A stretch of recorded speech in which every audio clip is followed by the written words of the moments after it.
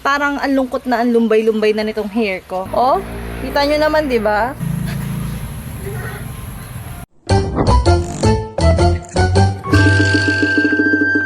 Hello mga mamshi! Welcome sa ating mini vlog! Ay, ang haba na naman, feeling singer.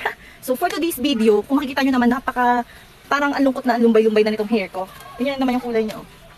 Ganyan yung kulay niya dati, para siyang makulay, ma-red-red siya. Kinulayan ko to siguro ay 1 week after ng pasukan namin ng second sem. So parang ngayon feeling ko nag-fade na siya. Then alam nyo ba, may nagtitrending sa TikTok na yung color is honey tea brown. Sabi daw, pwede daw to sa morena, pero may iba rin nagsasabi na hindi naman daw bagay sa morena, ganyan. Pero parang gustong-gusto ko yung kulay niya. Ang gusto ko sana ng kulay is yung milk tea ash.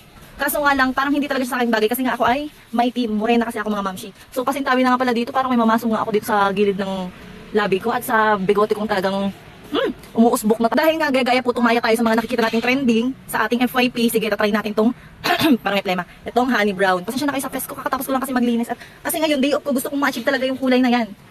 Kasi tayo ay magta-transform. Ay taray, transform. Gusto natin mag-transform. So, I have here, well, taray, I have here. Bali dito ako nagbibideo sa likod ng bahay namin kasi kapag doon kasi sa loob makikinig ako ng kapitbahay namin, medyo nakakahiya kasi maingay. Dito naman kasi sa likod ng bahay namin is, itong katabi namin ay bakanting lote yan siya. Pakita ko sa inyo. Yan, bakanting lote yan. Kaya ako lang ang nakakakinig sa sarili ko. So, try na natin itong sinasabi ng honey tea brown.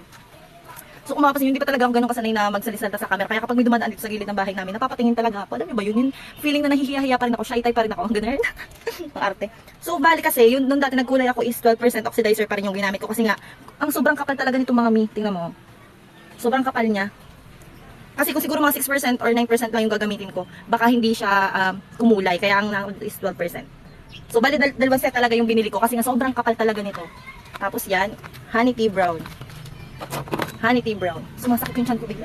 Then, bumili na rin ako nito. Pero nung nakaraan, wala akong biniling ganito. Itong Superflex, para daw kasi hindi masira yung buhok natin. So, paghaluin ko lang siya. Wait nyo ako ha. So, yan. Medyo matapang yung amoy niya talaga. Tapang. Ilalahat ko na siya kasi alam ko naman na dalawa talaga yung capacity ng hair ko. Yan. Sa totoo lang mga mamsi, napakaganda nitong Brimwood na to na pangkulay na to sa buhok. Kasi, nung first time ko magkulay gamit to, parang talaga siyang bagong reband ulit. Shiny, ang lambot, ganyan. Hindi kagaya ng ibang pangkulay na sobrang ano sa buhok. Magaspang. Maganit siya. Finalize ko lang kung ating pang. Grabe na ang pawis ko. And last ay lagay natin tong Superflex para daw hindi mag-dry ang ating hair. Yan. So, after nyan, i-mix na natin. Ay. Wala siyang yung pangkamay. Yung toothbrush nga palang ginamit ko na to is yung hindi na namin ginagamit. Hindi naman ako maarte kasi. So, yan. Mix lang natin siya. Wait, sa kamay ko. Yan, ganyan siya pag na-mix na. Kulay white. Sabi, kailangan daw magdas muna. Ba yung pawis ko? Sabi, kailangan daw muna mag-ash ka muna or magdas ka muna bago mo gamitin or bago mo i-apply sa hair mo itong honey tea brown. Pero sa case ko, parang ayoko kasi 'di ba alam naman natin kapag nag-bleach tayo or kapag yung sobrang tapang kasi noon, baka lalong masira yung hair ko. Kaya siguro ay i-direct apply ko na tong honey tea brown. So, halo naman na siya siguro. So, ang gagawin ko, iaano ko muna tong hair ko. Ay, sorry basang kilikili ko. O, bakit? Di kayo namamasa ang kilikili? Grabe kayo Sobrang pawis kasi, sobrang kasi dito. Init sa labas. Dito muna tayo sa ilalim mag-a-apply. So, ganyan lang siya. Siyempre, sarili siya.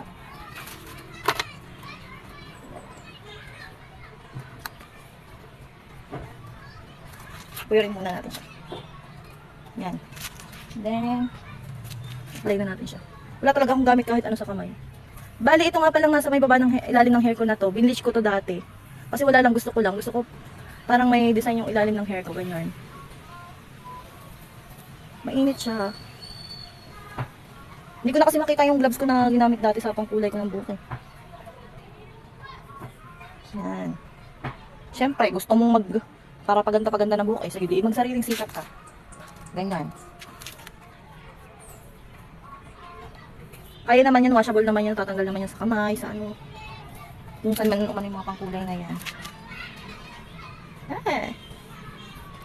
Makulay naman siya Haba na pala talaga ng buhok ko mga mams. Feeling ko kukulay siya dito ng sobra dito sa baba ko kasi naka-bleach to eh. Bleach tong baba ng hair ko. Itong ilalim. Kasi nung nag-bleach yung asawa ko, nakigaya ako. Putumaya kasi ako eh. Gaya-gaya putumaya kasi ako. Nung nag-trend tong honey tea brown na to, ayan oh, ginaya ko na rin. Mainit siya. Nararamdaman ko na siya, mainit siya.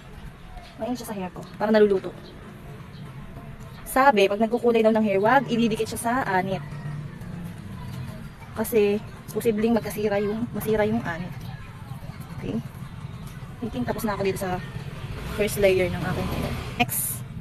Next layer.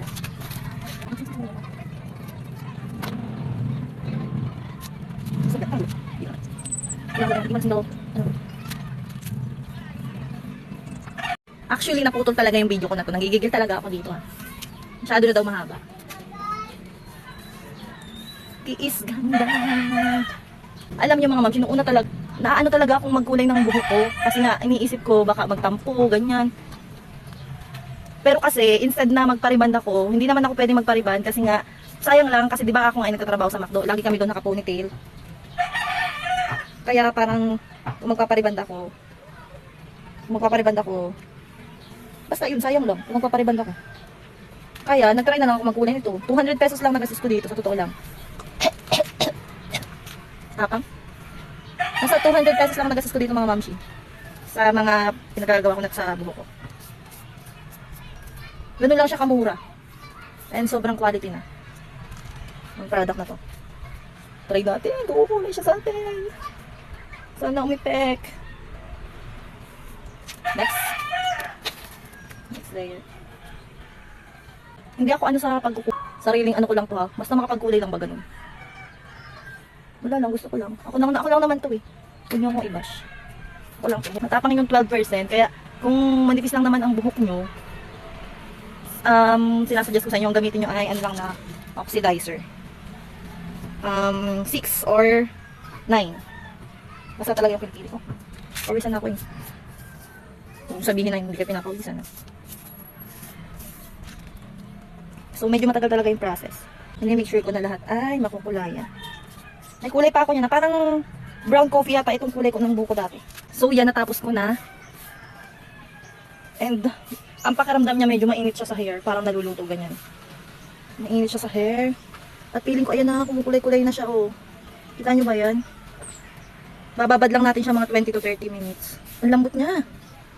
Yan, para lang ako nag-shampoo. Parang may nawala na rin yung kulay ko dito. Naganto yung kulay niya oh. So, i-plastic lang natin siya kasi masyado siyang matapang. So, garbage bag lang meron ako dito. Tutan mo ka naman ang basura. Charis. Babad lang natin siya kasi yung amoy niya. Sobrang tapang. Balikan ko kayo sa final result kung kumulay ba siya talaga or ayun, papatuyuin ko siya muna kasi wala tayong blower. Nabanlawan ko na nga pala tong hair ko at medyo natuyo-tuyo na rin. At hindi natin siya masyado makikita yung talagang color niya kasi nga wala na masyadong araw dito sa amin. Nag-ulan pa and hapon na ngayon. Pero ganito siya yung kulay niya kapag medyo nasisinag-sinagan. Oh, di ba? And then, yung binleach ko na color, di ba? Napansin nyo naman na yung pagkukulay ko kanina is meron talagang ibang kulay dito kasi naging ganyan yung kulay niya. Parang siyang highlight sa ilalim. Oh, I love it. Yung hair na naman. Oh, di ba? Mas titingnan ko pa siya bukas na maga. Talagang kasi pagkagat na kagat yung araw. Uy, sino ka dyan? Honey tea brown without dust. O, diba? Pwede naman pala eh. Hindi mo na kailangan mag-bleach pa. O, diba? So, hindi ba gusto mo rin, no? Papiling ko bagay naman sa akin. Yeah. Ang ganda. Love it. Tsaka mga mi, napakalambot talaga niya sa buhok. O, kita nyo naman, diba? O, di tayo sa may sinag-sinag na araw. Uy, so cute. So, yun lang for today's video. See you na lang ulit sa next vlog. Bye! Sige na, bye!